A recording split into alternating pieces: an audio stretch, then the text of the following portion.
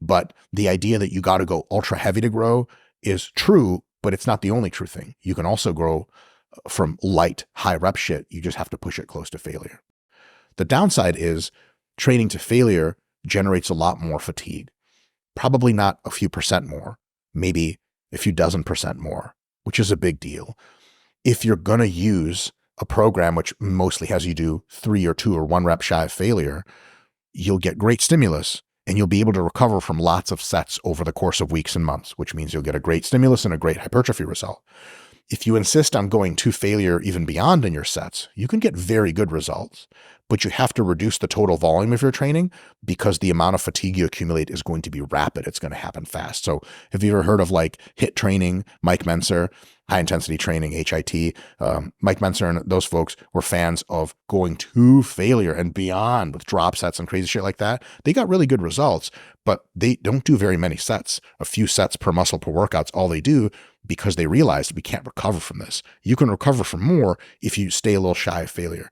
My suspicion is that if you want the best overall muscle growth and you have all the time in the world to train, that somewhere between 3 and 1 rep in reserve on average for a program is a really good idea. But you also want to test your shit every now and again. It's difficult to say this is 2 reps in reserve if it's been months since you've actually gone to failure on that exercise, because you can be fucking lying to yourself. Yeah, it's 2 RIR. Someone puts a gun to your head, literally maybe, and they're like, go to failure and you get 6 more reps. Well, shit. It turns out you weren't even in that best growth zone of 3 to 1. So what I would say is, a method that we use at RP, our app does this automatically. It starts you a few reps shy of failure, and then it presents incrementally slightly heavier loads over the weeks or repetition goals that are slightly higher. So it takes you from 10 reps to 11 reps to 12 reps, or takes you from 100 pounds to 105 to 110.